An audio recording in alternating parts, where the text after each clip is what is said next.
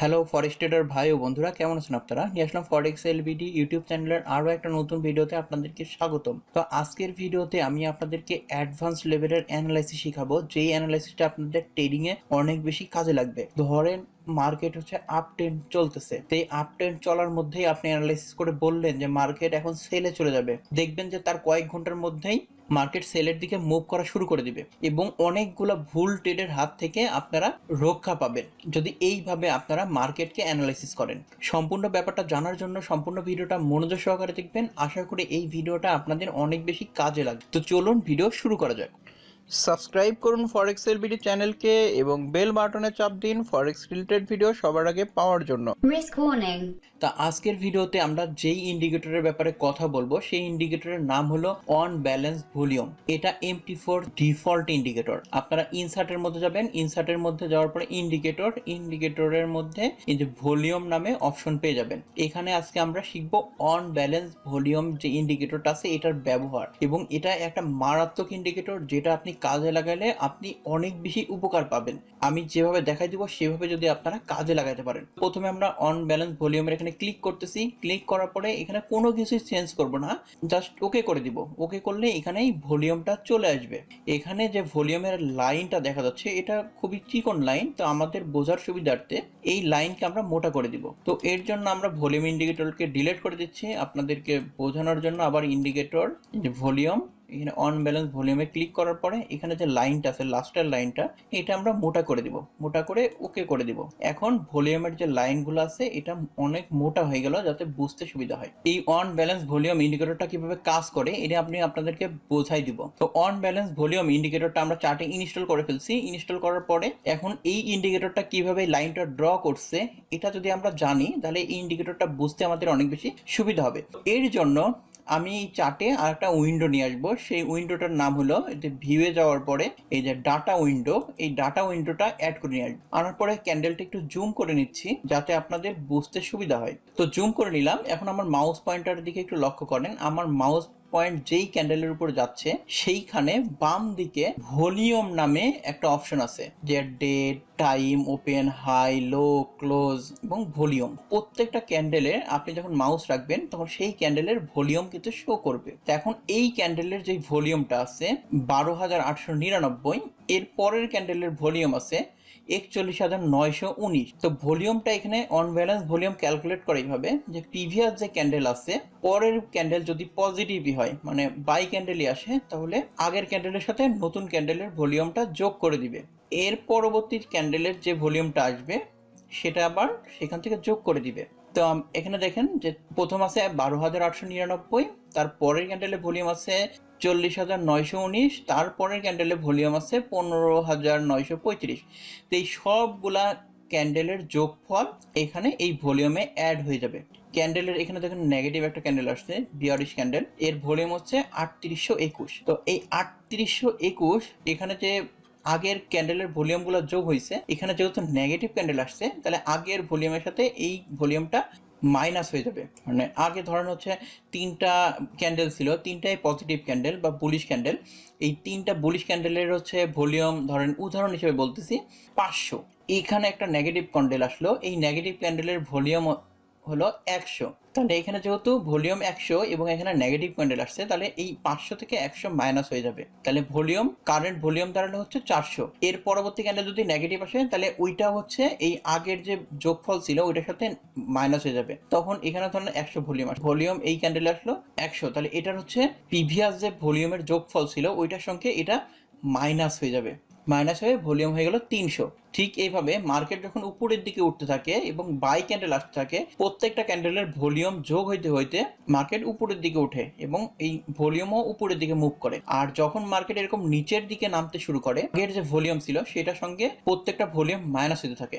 এই কারণে দেখবেন যে অন ব্যালেন্স ভলিউমের এই বাম দিকে এখানে দেখবেন যে মাইনাস ফিগার আছে, তাহলে ভলিউম মাইনাসের দিকে চলে গেছে এবং কন্টিনিউ বুলিশ ক্যান্ডেল আসতে থাকে, তখন কিন্তু এটা পজিটিভের দিকে আগাইতে থাকে। এটা গেল আসলে ভলিউমের ক্যালকুলেশন।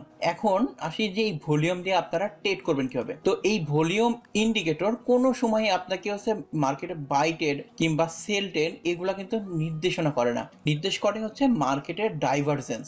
মানে ধরেন মার্কেট এখন বাই ট্রেড চলতেছে, বাই ট্রেড চলার পরে সে মার্কেট যখন উপরের দিকে উঠবে, হায়ার হাই হায়ার লো, এই জিনিসটা আমি আমার চ্যানেলে শিখাইছি, এর আগে ভিডিও দেওয়া আছে, ওইরকমই অন ব্যালেন্স ভলিউম এরকম হায়ার হাই হায়ার লো এরকম তৈরি করে দিতে যাবে। কিন্তু যখন মার্কেট এরকম উপরের দিকে উঠতেছে আর ভলিউম এরকম নিচের দিকে নামতেছে, তখন আপনারা বুঝবেন যে এইখানে যে আপ ট্রেন্ডটা আছে এই আপ ট্রেন্ডটা সাস্টেইন করবে না, মার্কেট এখান থেকে নিচের দিকে চলে যাবে। তো আমরা এখানে এক্সাম্পল দেখি, আমি এখন গোল্ডের চার্ট দেখতেছি এই স্পট চার্টে।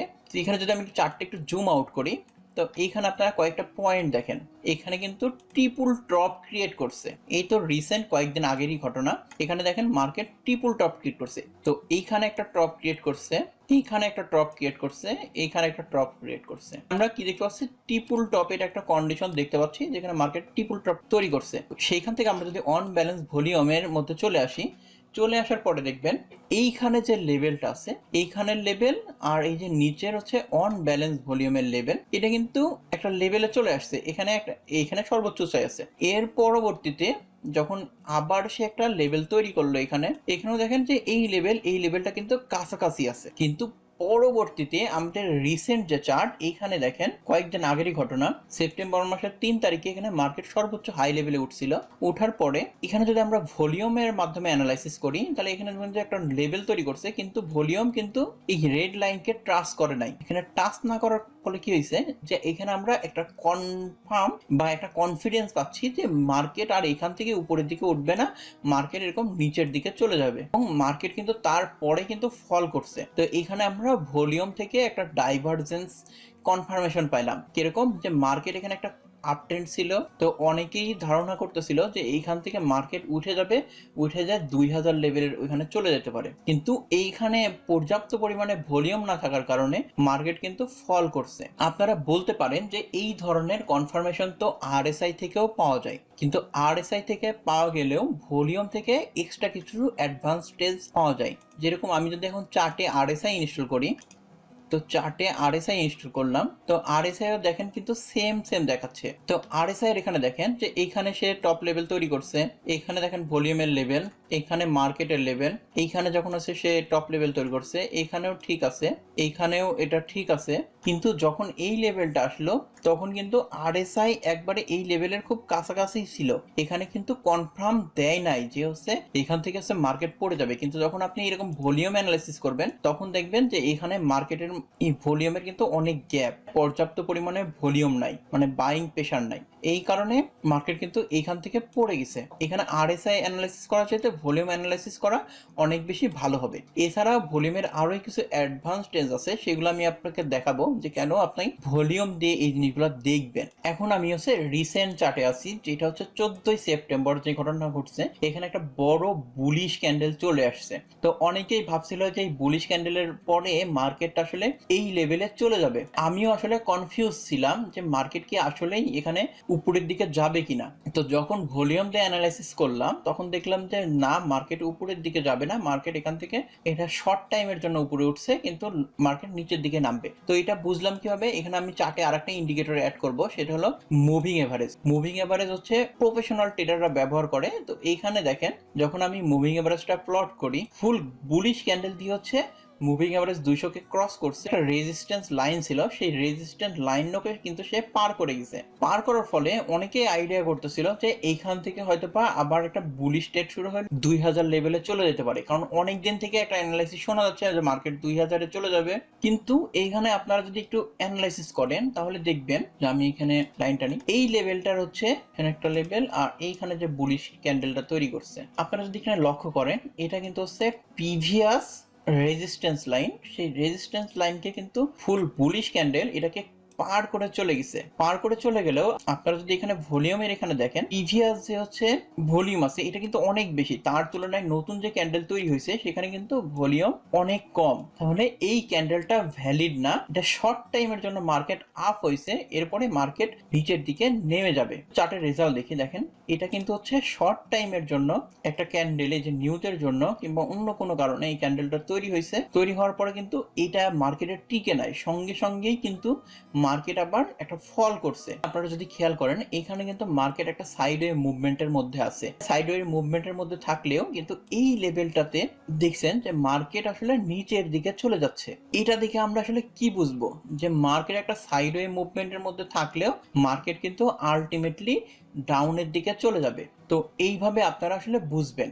এখন কথায় আসি যে আপনারা ভলিউম আসলে কিভাবে ব্যবহার করবেন। ভলিউম আসলে আপনাকে কোনো বাই সেল ট্রেডের হচ্ছে সিগন্যাল দিবে না, ভলিউম আপনাকে ডাইভারজেন্সের সিগন্যাল দিবে। মার্কেট যখন এরকম উপরের দিকে উঠছে ঠিক সেইভাবেই দেখবেন যে ভলিউম উঠতেছে কিনা, যে সে হায়ার হাই হায়ার লো তৈরি করতেছে কিনা। যদি এরকম তৈরি না করে, এরকম একটা সাইডওয়ে মুভমেন্টের মধ্যে চলে যায়, তাহলে বুঝবেন যে এই মার্কেট টিকবে না। ডাবল টপ, ট্রিপল টপ, ওইখানে আপনারা ভলিউমের মাধ্যমে অ্যানালাইসিস করবেন যে যেভাবে টপ তৈরি করছে ওইভাবেই ভলিউম বাড়ছে কিনা। যদি বাড়ে তাহলে মার্কেট ঠিক আছে, আপনি কনফিডেন্সের সাথে বাই ট্রেড গুলা করতে পারেন। যদি দেখেন যে না, আপনার মার্কেট উপরের দিকে উঠছে কিন্তু ভলিউম তার অপোজিট রিয়াকশন করতেছে, এই ট্রেন্ডটা মার্কেটে টিকবে না, যে কোনো টাইমে হচ্ছে মার্কেটের ট্রেন্ড ঘুরে যাবে। এভাবে আপনারা বুঝবেন। এরকম আপনারা চার্টে অহরহ এক্সাম্পল দেখতে পারবেন। যেরকম এইখানে দেখেন মার্কেট একটা সাইডওয়ে মুভমেন্টের মধ্যে আছে কিন্তু ভলিউম কিন্তু এখানে উপরের দিকে উঠতেছে। এরপরে ভলিউম একটু ফল করছে, ফল করার পরে মার্কেট কিন্তু আলটিমেটলি উপরের দিকে উঠে গেছে। তো আশা করতেছি এই ভিডিওর মাধ্যমে আপনারা অন ব্যালেন্স ভলিউম কিভাবে ব্যবহার করবেন এবং প্রাইস অ্যাকশন ট্রেডিং এ কাজে লাগাবেন।